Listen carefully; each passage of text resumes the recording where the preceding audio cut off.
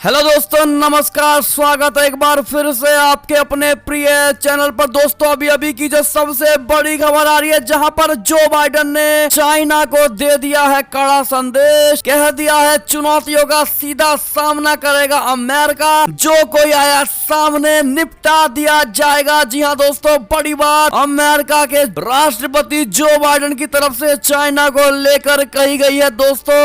और अब चाइना के पीछे हाथ धोकर पड़ गया है जो बाइडेन की सरकार। जी हाँ दोस्तों, बताएंगे पूरी खबर क्या है। उससे अगली खबर में आपको बताएंगे, जहां पर कश्मीर चिल्ला रहे इमरान खान की धमकी। कह दिया है कि अल्लाह के नाम पर बना है पाकिस्तान, हम भारत से नहीं डरते। जी हाँ दोस्तों, आपको बताएंगे और क्या क्या कहा है इस झल्लाए हुए आतंकिस्तान के प्रधानमंत्री ने दोस्तों। साथ ही अगली खबर में आपको बताएंगे, जहां पर भारत अमेरिका साथ तनाव के बीच चाइना ने दिखा दी है बड़ी ताकत दोस्तों।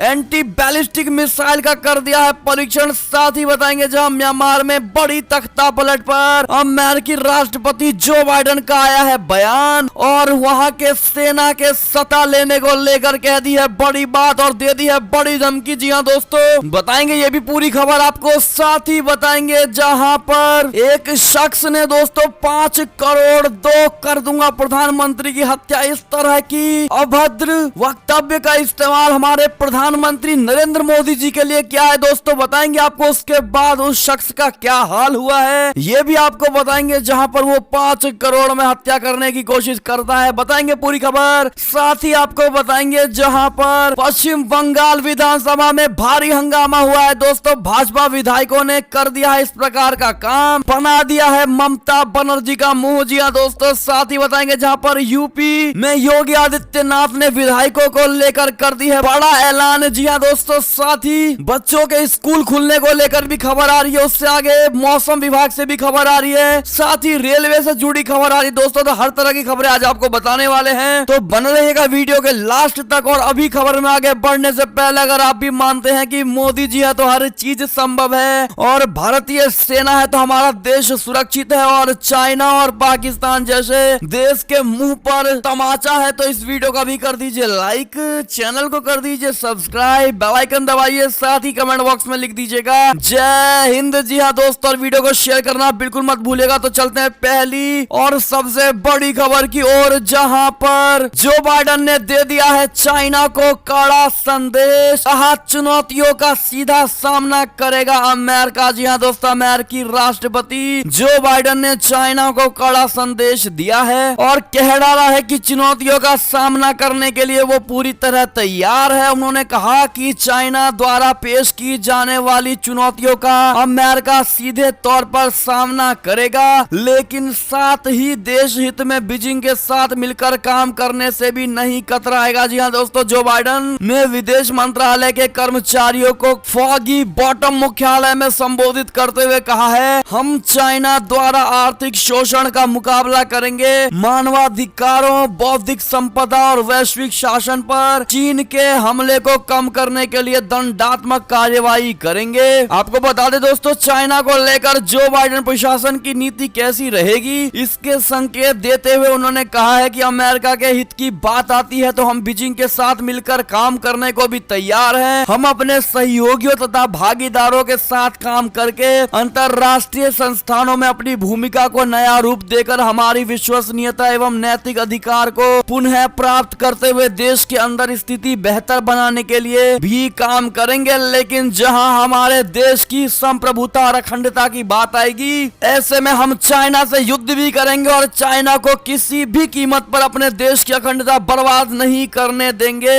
और मुंह तोड़ जवाब देंगे। ऐसे में दोस्तों पूरी तरह अमेरिका भड़कता हुआ नजर आया है दोस्तों, और चाइना पर खुला बयानबाजी कर दिया है। ऐसे में आपकी क्या प्रतिक्रिया है दोस्तों, अपनी राय अवश्य दीजिएगा। चलते हैं अगली खबर की तरफ, जहां पर आतंकिस्तान से खबर आ रही है। कश्मीर चिल्ला रहे इमरान खान की धमकी। कहा अल्लाह के नाम पर बना है पाकिस्तान, हम भारत से नहीं डरते। जी हाँ दोस्तों, बता दें आपको, पाकिस्तान के प्रधानमंत्री इमरान खान ने कश्मीर के नाम पर नया प्रोपेगेंडा खड़ा करने के लिए पाकिस्तान अधिकृत कश्मीर के कोटली में एक जनसभा को संबोधित किया। इस दौरान उन्होंने न केवल भारत के खिलाफ जमकर जहर उगला है, बल्कि कश्मीरियों के खिलाफ दिखावे के समर्थन का भी इजहार किया। इतना ही नहीं दोस्तों, इमरान खान ने यहाँ तक कह डाला है कि अगर भारत संयुक्त राष्ट्र के प्रस्ताव का पालन करता है तो वो कश्मीरियों को उनके स्वयं के भाग्य का फैसला करने का अधिकार भी देगा। जी हाँ दोस्तों, इमरान खान ने कहा कि मैं आज यूनाइटेड नेशंस को याद करना चाहता हूं कि आपने अपना हक और वादा पूरा नहीं किया। जब भी कश्मीरियों को उनका हक मिलेगा, जब कश्मीरी अपनी किस्मत का फैसला करेंगे और कश्मीर के लोग जब पाकिस्तान के हक में फैसला करेंगे, तब पाकिस्तान कश्मीर के लोगों को अपनी पसंद चुनने का हक देगा, जिसमें वे फैसला करेंगे कि वे आजाद रहना चाहते हैं कि पाकिस्तान के साथ रहना चाहते हैं। जी हाँ दोस्तों, इमरान खान ने कोटली में इस्लाम के नाम पर भी पाकिस्तानी अवाम को गुमराह करने का भरपूर प्रयास किया। उन्होंने कहा कि हम भारत से बातचीत करने के लिए तैयार हैं, लेकिन इसे हमारी कमजोरी ना समझी जाए। शायद भारत ने पिछली बार इसे समझा था कि हम किसी कमजोरी के आलम में दोस्ती करना चाहते हैं। ये मुल्क पाकिस्तान उन लोगों का है जो ला इलाहा इल्लल्लाह के कलमे को ऊपर बना था। अल्लाह के सिवाय किसी के सामने झुकने वाले लोग नहीं है, ना किसी का कोई खौफ है, ना ही हो सकता है। पूरी मुसलमान दुनिया आपके साथ खड़ी है। इस प्रकार की दोस्तों यूएन में इमरान खान बोलते हुए नजर आए हैं और इमरान खान ने अपनी ही यानी कि पाकिस्तान की जनता को ही गुमराह करने की कोशिश की है दोस्तों, और भारत के खिलाफ यूएन में द्वेष की भावना और भड़काने की भावना का वाहन किया है। ऐसे में दोस्तों आप लोगों की क्या राय होने वाली है? और जिस प्रकार से इमरान खान ने कहा है कि कश्मीर के लोग जो कहेंगे हम वो मानने को तैयार है, ऐसे में दोस्तों आपको क्या लगता है, क्या कश्मीर के लोग चाहेंगे कि वो गंदगी में जाकर रहे, आतंकियों के बीच में रहे, या फिर भारत जैसे सुनहरे और सबसे सच्चे देश में रहे? दोस्तों आपका क्या लगता है, क्या होगी कश्मीरियों की राय? कमेंट करके जरूर बताइएगा दोस्तों। और इस खबर को सुनने के बाद कमेंट करना तो बिल्कुल भी मत भूलिएगा, भर के कमेंट करिएगा, 1000 से ऊपर कमेंट जाना चाहिए। चलते हैं अगली खबर की ओर, जहां पर भारत अमेरिका साथ तनाव के बीच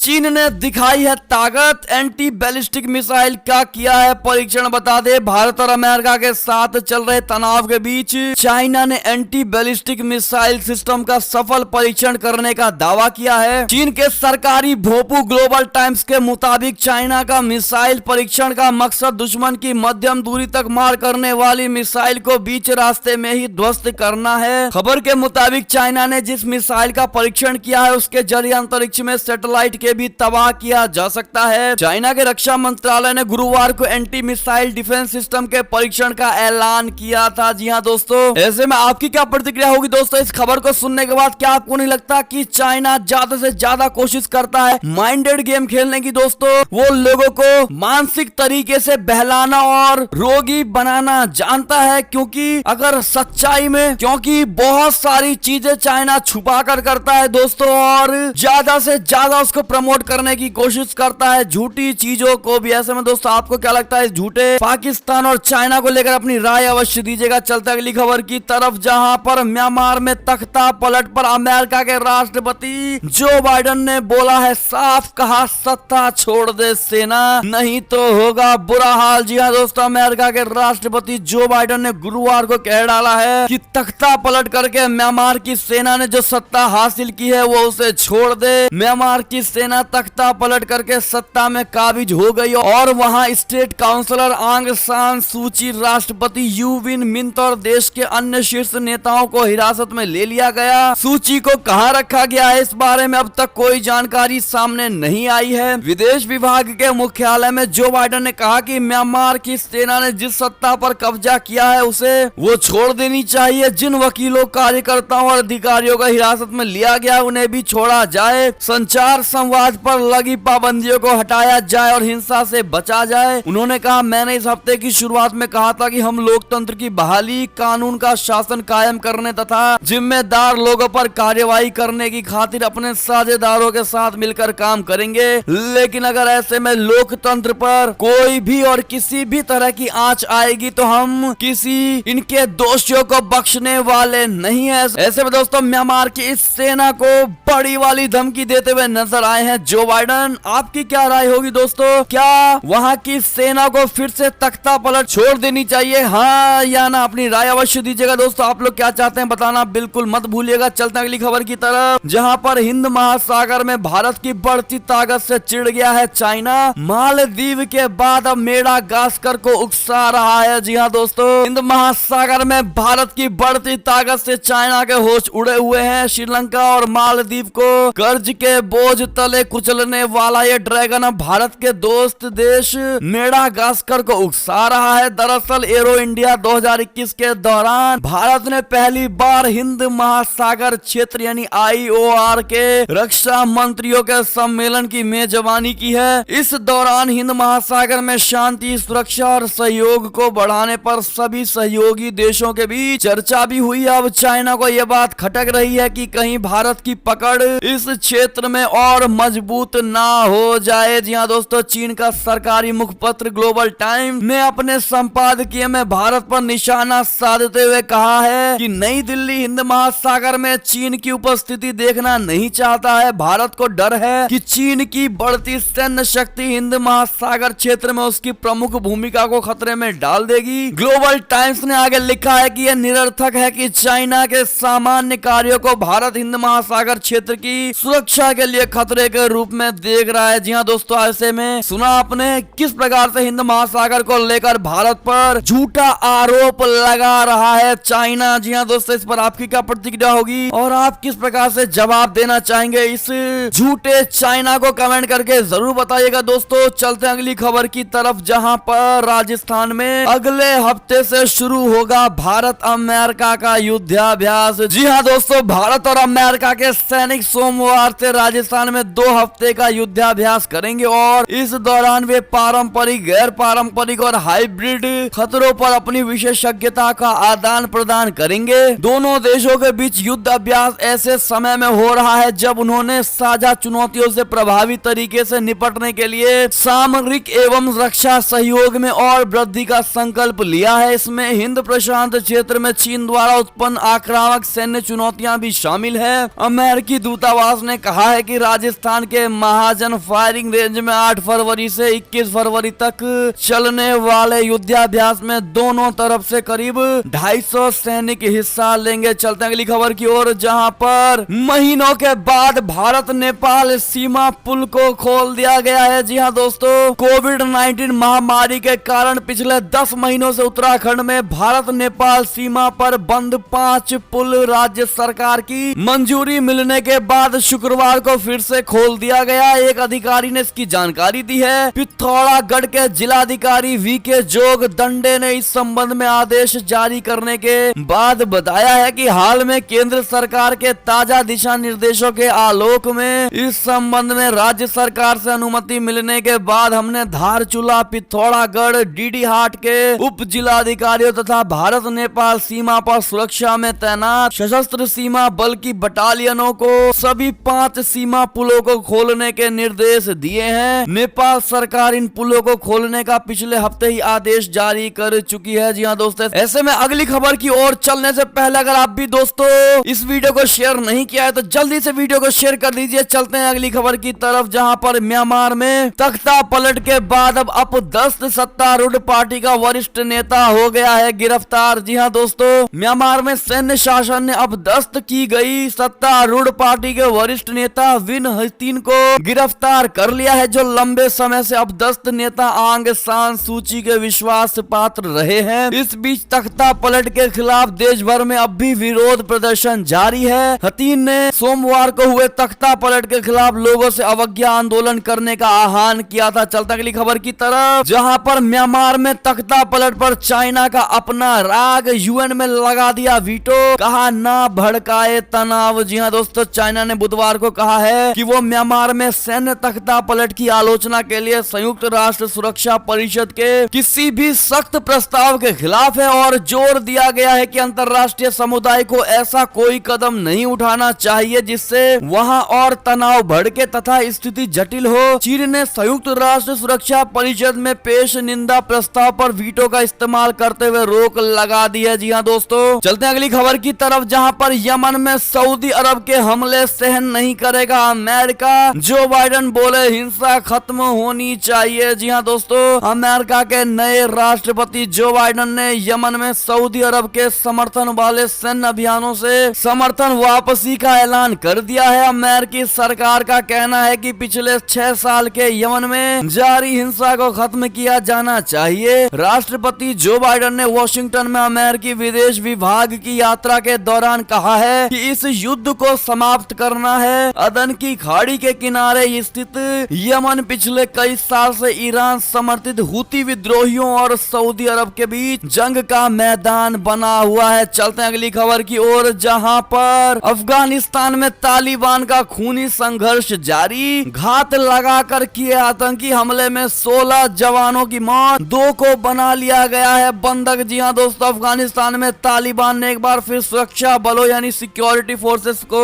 निशाना बनाया है। तालिबानी आतंकियों और सुरक्षा बलों के बीच लंबे समय से युद्धग्रस्त अफगानिस्तान में संघर्ष जारी है। इस बार तालिबानी आतंकियों ने देश के कुंडुज प्रांत के खान आबाद जिले में गुरुवार देर रात हमला कर सुरक्षा बलों को निशाना बनाया है। इस हमले में 16 जवानों की मौत हो गई और 2 अन्य घायल हुए हैं। टोलो न्यूज ने इसकी जानकारी दी है। न्यूज एजेंसी की रिपोर्ट के मुताबिक आतंकियों ने जिले में स्थित सुरक्षा बल की पोस्ट को निशाना बनाया था। चलते हैं अगली खबर की तरफ, जहां पर जो बाइडेन ने जर्मनी से आर्मी को वापस बुलाने पर लगा दी है रोक। येमेन वॉर का समर्थन भी कर दिया गया है बंद। जी हां दोस्तों, अमेरिका के राष्ट्रपति जो बाइडेन ने कहा है कि वो जर्मनी से अपनी सेना को वापस नहीं बुलाएंगे। इसके अलावा यमन संघर्ष में आक्रामक अभियानों को अब अमेरिका समर्थन भी नहीं देगा। जी हां दोस्तों, आपको बता दें कि बीते 20 जनवरी को अमेरिका के राष्ट्रपति का पद संभालने के बाद जो बाइडेन ने अपने पहले विदेश नीति से संबंधित भाषण में कहा कि डोनाल्ड ट्रंप की अमेरिका फर्स्ट नीति के विपरीत अमेरिका अब गठबंधन, कूटनीति और बहुपक्षवाद की नीति पर चलेगा। जी हाँ दोस्तों,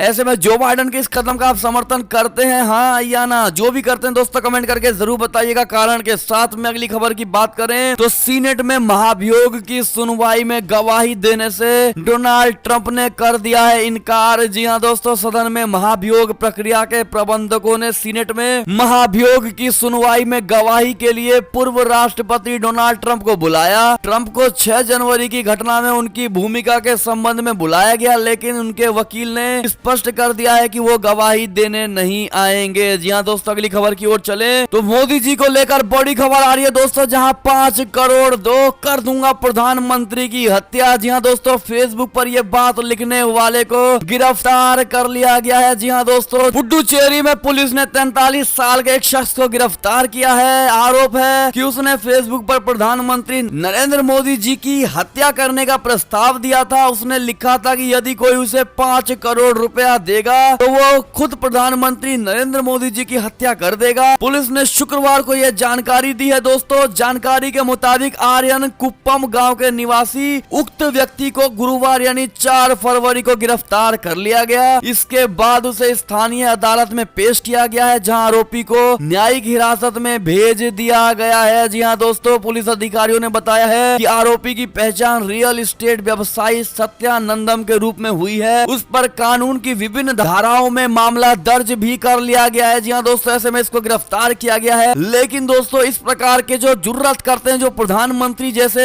आइडल को इस तरह के मारने की धमकी देते हैं दोस्तों, क्या इनके लिए गिरफ्तार सबसे बड़ी सजा है? आपके हिसाब से दोस्तों इनको और क्या सजा मिलनी चाहिए? कमेंट करके जरूर बताइएगा। देखते हैं हमारे देशवासी क्या चाहते हैं इन तरह के अपराधी और दोषियों की सजा को लेकर क्या कहते हैं, बताइएगा जरूर दोस्तों। चलते अगली खबर की तरफ, जहां जिस देश में पली है पॉप स्टार रिहाना, उसे फ्री कोरोना वैक्सीन देकर भारत ने दिखाया है बड़ा दिल। जी हां दोस्तों, भारत में कृषि कानूनों के खिलाफ किसानों के विरोध प्रदर्शन को लेकर मशहूर अमेरिकी पॉप स्टार रिहाना ने एक ट्वीट किया, जिसके बाद पूरी दुनिया का ध्यान इस ओर आ गया। बारबेडियन गायक एक्टिविस्ट रॉबिना रिहाना फेंटी ने किसानों से जुड़ी एक खबर को साझा करते हुए लिखा है कि हम लोग इस पर बात क्यों नहीं कर रहे हैं। इसके बाद ही दुनिया भर में किसानों के प्रदर्शन को लेकर बात होने लगी। आपको बता दें कि जिस देश में रिहाना पली बड़ी है, उस देश को भारत ने कोरोना वैक्सीन की 1 लाख खुराक दान दी है। जी हाँ दोस्तों, ऐसे में भारत के बल पर जीने वाले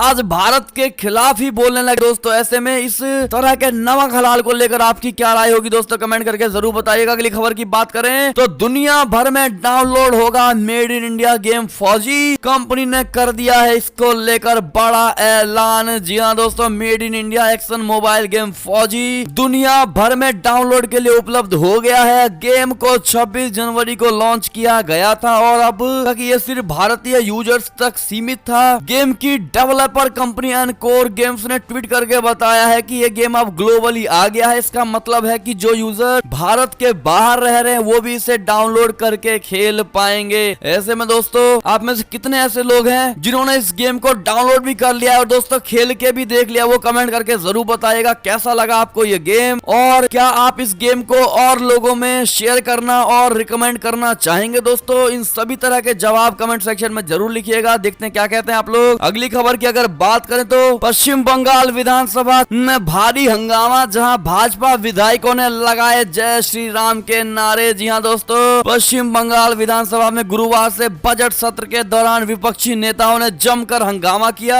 जानकारी के अनुसार जैसे ही मुख्यमंत्री ममता बनर्जी ने बजट पर भाषण देना शुरू किया, वैसे ही भारतीय जनता पार्टी के नेताओं ने जय श्री राम के नारे लगाने शुरू कर दिए और विरोध जताना शुरू कर दिया। बताया ये जा रहा है कि भाजपा के विधायक गवर्नर को सदन में नहीं बुलाए जाने से नाराज थे और उन्हें जल्द से जल्द बुलाने की मांग कर रहे थे। ऐसे में आपकी क्या राय होगी? अगर आप भी मानते हैं कि ये सही डायरेक्शन में जा रहा है दोस्तों तो कमेंट सेक्शन में जय श्री राम जरूर लिख दीजिएगा। दोस्तों चलते हैं अगली खबर की ओर, जहां यूपी के सभी विधायकों को मिलेगा एप्पल का आईपैड, योगी सरकार देगी इतने पैसे। जी हां दोस्तों, मोदी सरकार के बाद अब उत्तर प्रदेश की योगी सरकार बजट को पेपरलेस बनाने की पूरी तैयारी कर चुकी है। इस बात को ध्यान में रखते हुए सभी विधायकों को एप्पल का आईपैड खरीदने के निर्देश दिए गए हैं। इसके लिए विधायकों को पत्र भेजा गया है जिसमें उन्हें 50,000